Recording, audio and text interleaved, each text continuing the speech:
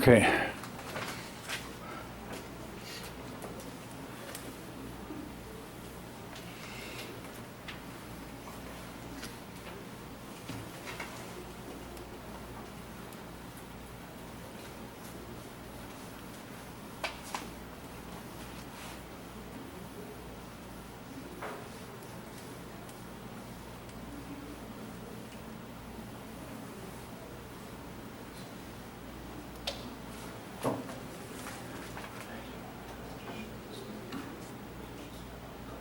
Chapter 22, East Asia. Now this is mostly about China and Japan.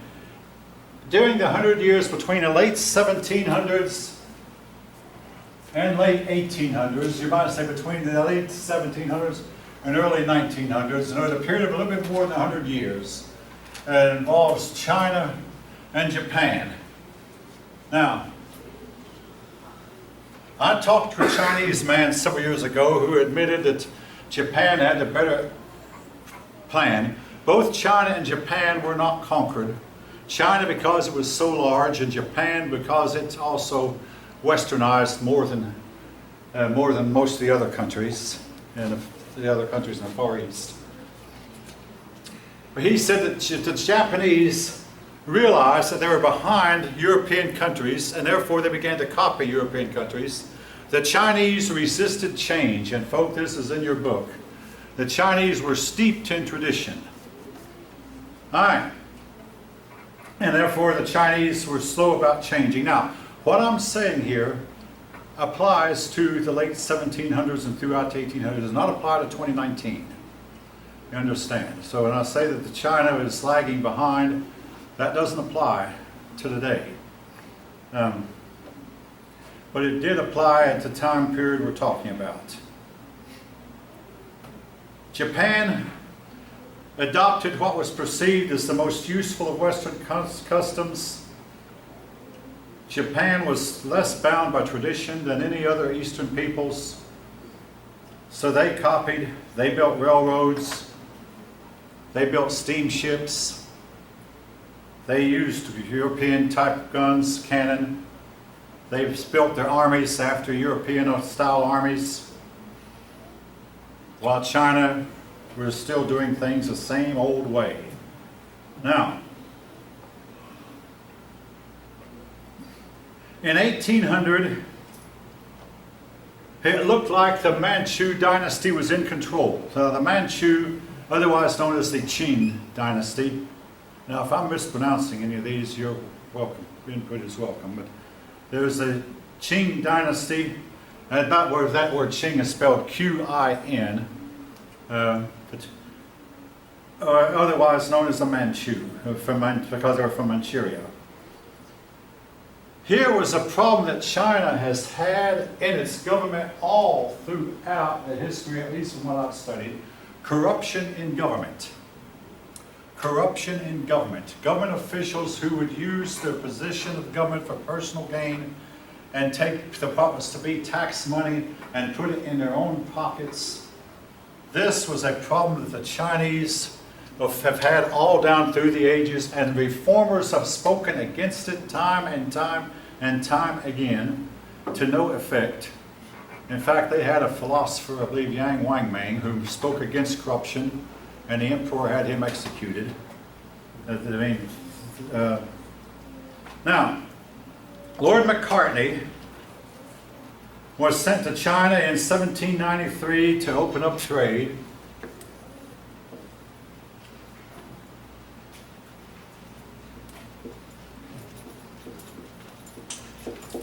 Might be some kin to Paul McCartney, I don't know. Anyway, Lord Macartney tried to open up trade with China. The Chinese resisted every attempt he made. And it was said that Macartney brought along several pairs of eyeglasses and had some Chinese try them on. Of course, if any of you know anything at all about eyeglasses, and yes? It's actually spelled Macartney.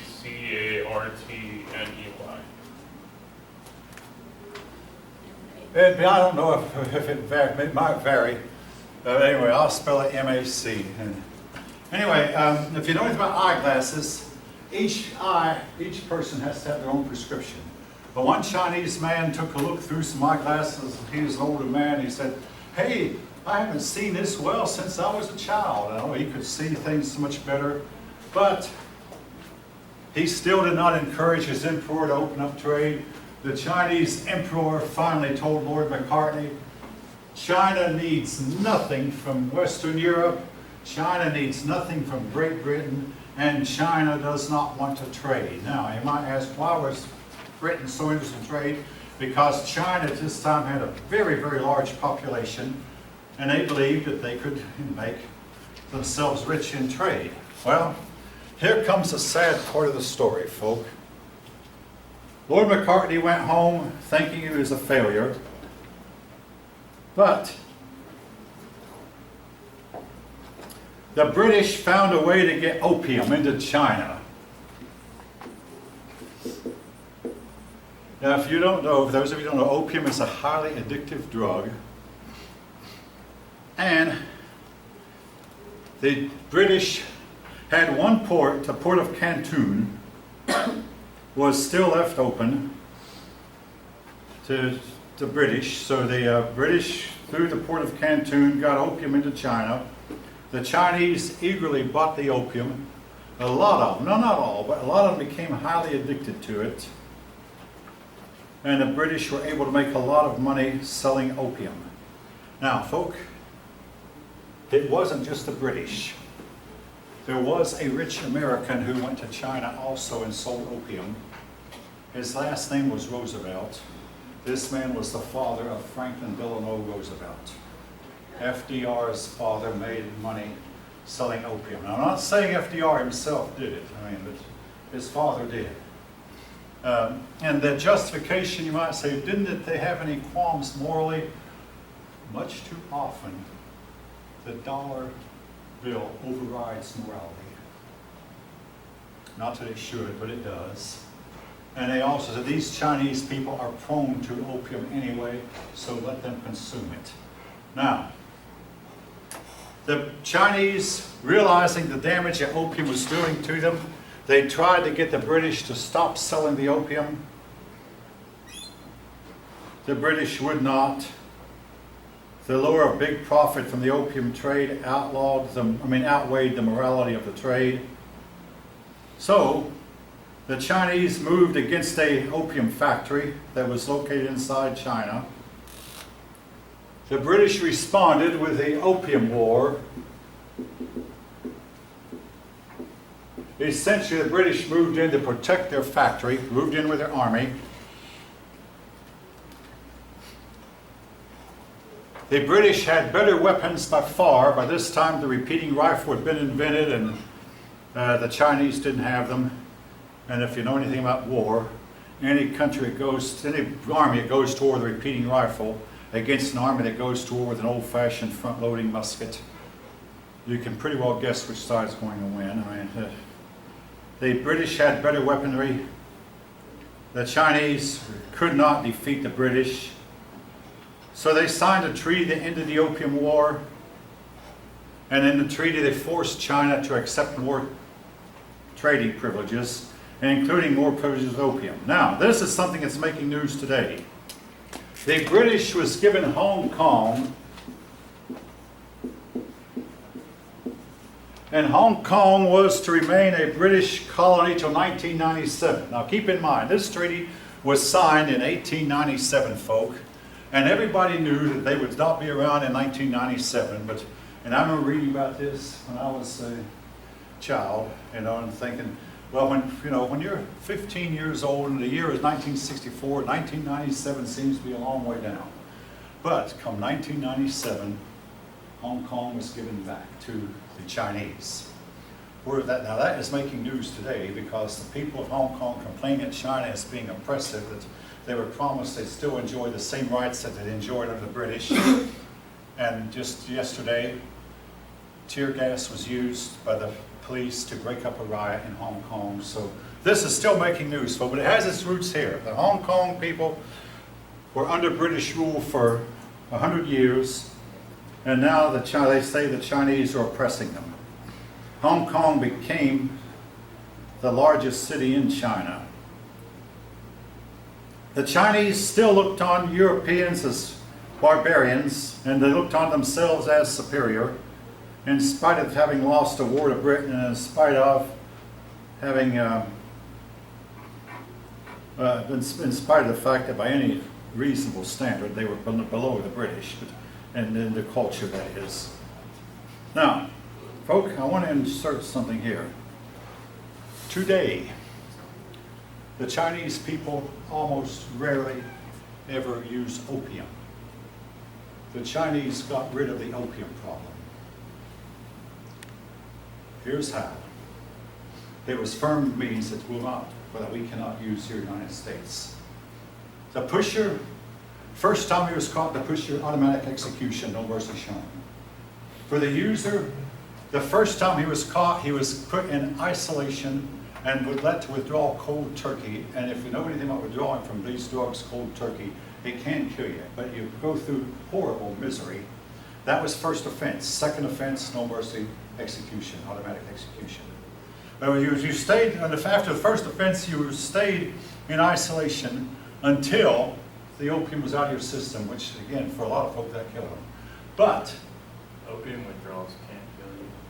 what's that? I don't think opium withdrawals can kill you. I think it's only Whatever. I mean, okay, maybe it alcohol. can't. Alcohol withdrawals can kill you, though. I was okay. Whatever. Is it painful? Yeah. Okay. Pain will kill some people, always. But anyway, maybe most of them survive. But second offense, execution. It did work. And what your books will say is, through firm government action, they stopped using opium. But they don't go into detail about what that firm government action was. But it was firm government action. But the Chinese eventually stopped their people from using opium. All right. Well,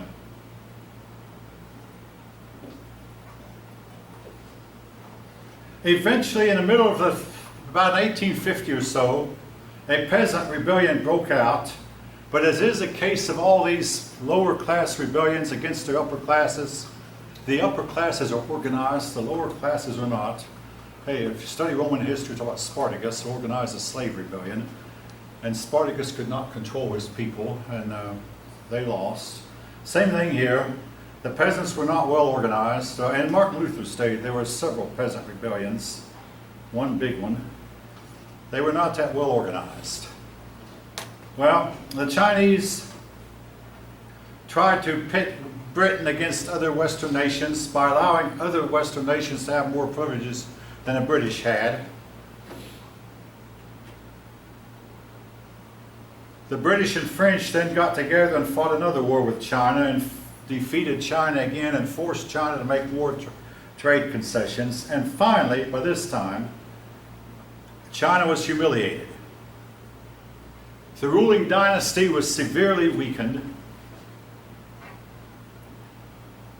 It got to where local officials were raising armies to quell peasant rebellions that were occurring all over. China's population had increased so greatly that they could not hold them, and this was to remain true until, well, maybe until the present day. A lot of Chinese found their way into the western part of the United States, and they helped build our transcontinental railroad.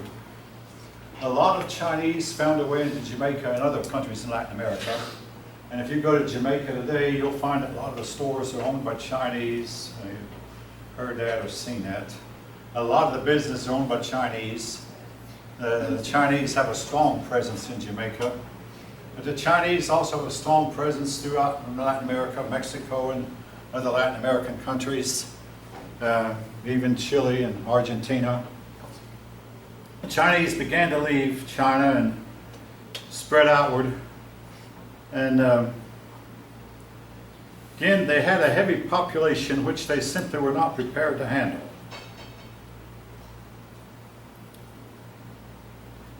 Well, these local officials would gather an army, fight off the peasants, and then when the war was over, they would not disband their armies. To pay for their armies, they levied heavy taxes and put heavier and heavier burdens on the local people. The government tried to reform. But at the same time they were trying to reform, they were trying to keep their traditions intact, particularly their Confucian traditions. They did upgrade the army. They did buy more Western rifles, more Western cannon, and more Western machinery. Then came another humiliating defeat. Sino-Japanese War.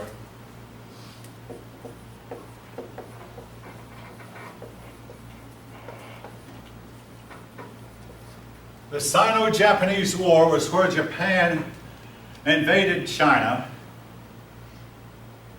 and it was a humiliating defeat for China again.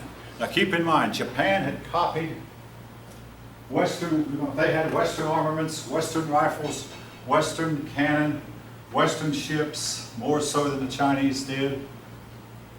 The Chinese were going to battle on the Navy with their Chinese junks, and if you learn that word junk in English has a bad connotation, but actually was the name of the type of ship the Chinese used. The junks were made largely of lightweight wood or bamboo, and they could not stand up to Western cannonballs. Anyway, the Chinese were humiliated and were soundly defeated. And, oh yeah, the war was fought over Korea. And this proved that China was a very, very weak country. China had to give up Taiwan. China had to give up the Liaodong Peninsula all to Japan. Japan took a lot of Chinese territory. Tibet revolted at this time. Now, if you study the history of Tibet, Tibet has been conquered by China, then they get independent. When China is strong, they control Tibet. When China is weak, Tibet becomes independent. At this time, China is strong, Tibet is conquered. Now, there used to be a professor who worked here. I never did meet him, but I see every time I come here a bumper sticker, "Free Tibet, free Tibet." Tibet is led by the Dalai Lama, whom our presidents will not talk to because we don't want to offend the Chinese. Tibet still wants to be independent, but they just simply cannot defeat a strong China. And today China is strong. But at this time we're talking about, in the late 1800s, after Japan had clobbered them, Tibet got their independence.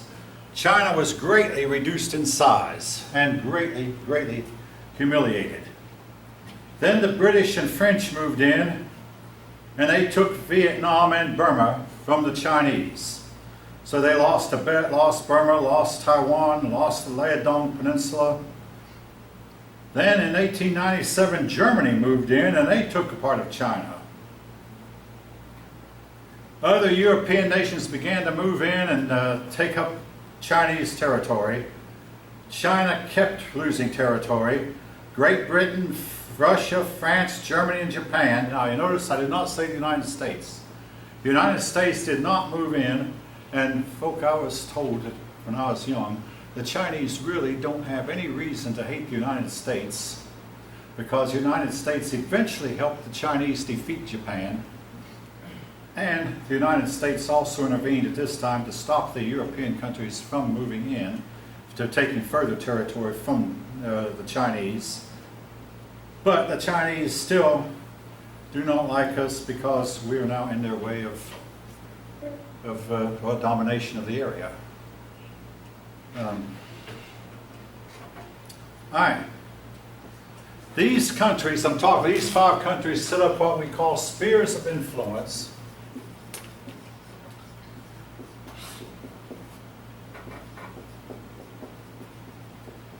Spheres of influence in China. Now, in other words, Great Britain and Russia and France and Germany and Japan, each of them claimed that this is our part of China. So each of these countries came in and took over their own territory. They still left the Chinese governments there intact, but extremely, extremely weak.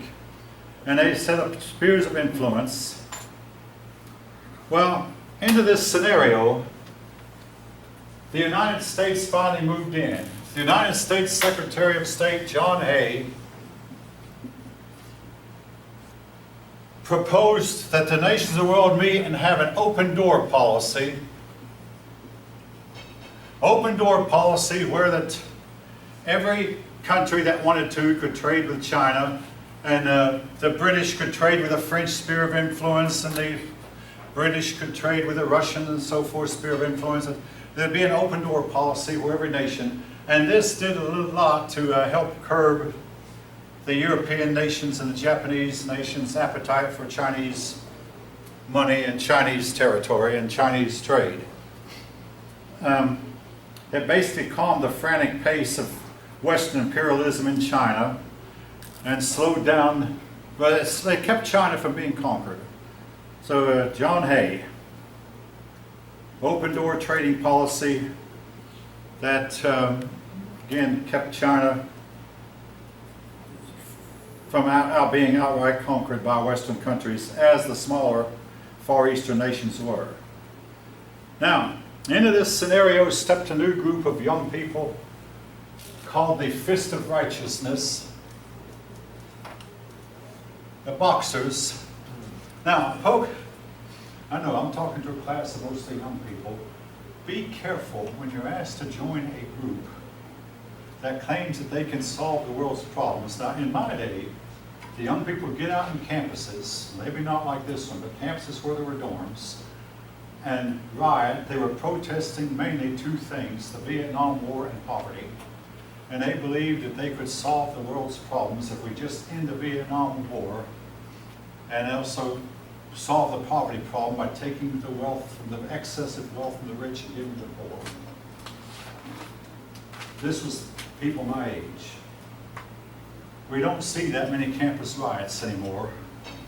It could happen any time, but it was not just the United States, but in France there were a lot of riots, and in Britain, college students going around. Well, in the case of the Chinese, these were young people of college age, called the Boxers, or the Fist of Righteousness, and they said that all of China's problems are caused by foreigners. And there was some truth to that, folk. Some truth. Even though the other side of it was China was going to have to come into the modern world and change some of its old traditions, and folk, that's hard.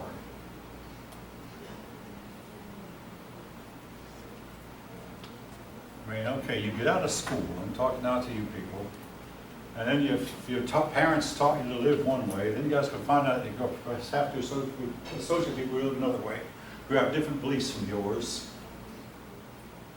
who have different values from yours. And the adjustment can be hard. I mean, my parents taught me to live one way, and then I got out and found out other people lived a different way, and they seemed to have more success than my parents did. And so I eventually had to face the fact in a lot of things my parents were wrong. And all of you will at some point come to that conclusion sometime or another about something, and my children, they'll probably think that I was wrong. I'll say this, every teenager knows more than his or her parents, and they're quick to tell you so. Until they get to be a parent themselves, then they wind up being much like their own parents were. But when they're young, they outsmart their parents. Yes. But anyway, these young people went in China, and they knew the solution to China's problems. Get rid of the foreigners. So they moved against, or they were upset at the high unemployment and the bad crops. Now, folk, the bad crops were not caused by the foreigners. The high unemployment possibly was. The bad crops, I really don't know what might have caused the bad crops, but it was not the foreigners. Well, the Boxers moved in. With the help of some foreigners, their movement was suppressed. At this time, it was too late to reform, but the Chinese government finally started to reform.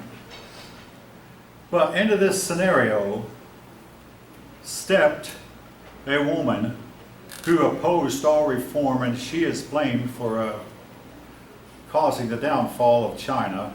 Cixi, Empress Dowager Cixi, C-I-X-I. Your book shows a picture of her, and she has really long fingernails, which was a custom at the time. Now, there have been a few times throughout Chinese history when a woman took over, and in all cases it just happened to be that they happened to be at the right place at the right time. In her case, she was the concubine of one of the emperors. In other words, the word concubine means a woman who's not quite a wife, but because only the wife's children are supposed to inherit the throne, but who's nevertheless in liaison with the emperor. But she was a concubine of the emperor. But when the emperor died, she managed to place her very young son on the throne. Then she governed China through her son, and eventually she managed to get her son shoved out of the way to where she ruled China all by herself. She was very hard against reform, and at a time when reform was desperately needed.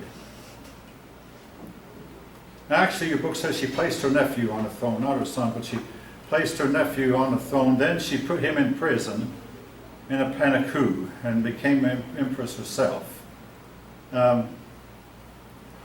She is blamed for a lot of what happened, what went wrong in China. The Chinese government tried to reform. The government collapsed. As the government was collapsing, the Qin dynasty or the Manchu dynasty became more autocratic than ever, which in turn led to, well, basically led them downhill. There's a certain time that it happens in electronics or it happens socially. One problem leads to another, which leads to another, which leads to another. In the case of Cixi and her government, as the country collapsed, she became more autocratic, which in turn led to more rebellions, which in turn led to more autocratic, which in turn led to more rebellions, which in turn led to there being more autocratic. Eventually it broke down. Just one problem fed the other. Both problems fed each other until eventually it broke down. Where this led to was the Chinese Revolution of 1911. All right. Oh, about 30 years ago, there was a movie that came out called The Last Emperor. I've not seen it, but I've heard a lot about it. Did any of you ever by any chance see it? The Last Emperor. It was about, the last emperor of China was this young child who was deposed in, I believe, around 1905. And so China then went 6 years without a real leader. But anyway, in 1911 came the revolution, led by Sun Yat. Sun Yat-sen led a successful revolution that ended the rule of the emperors and basically ended Chinese civilization such as it had been and gave China a brand new start. Sun Yat-sen set up a republican form of government. He was a medical doctor, highly educated, went to England for a while and got some ideas about parliamentary government from the British. Came back and tried to set up a republican form of government in China, and folk, I wish I could tell you that China started off right here at this point as democracy and all their problems were solved, and far from it. Their problems were only beginning. As is the case of most revolutions fail. Anyway, Sun Yat-sen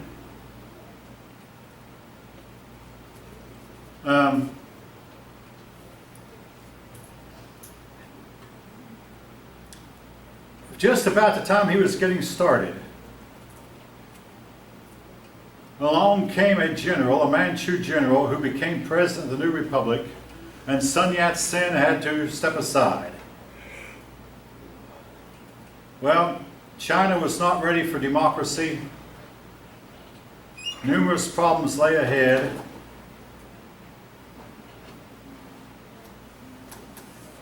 Now, folk, this was not the only country. About this time, let's see if we know, in Austria, Russia, Ottoman Empire, Germany, and China, all of these countries, their leader had the title of emperor, and between 1905 and 1918, all of them, the office of the emperor collapsed. And in every one of the cases, your book blames, with the exception of Germany. Now, Germany was different. But in four of them, Austria, Russia, the Ottoman Empire, and China, they were not willing to change. They were not willing to come up to the modern world, not willing to change your old ways, change your old methods of fighting, change your old, their old machinery, and change your old institutions and customs. Now, in the case of Germany, they were outnumbered. Purely and simply, they took on too much, and they were outnumbered, and their empire collapsed also. But the other four, it was a matter of not being willing to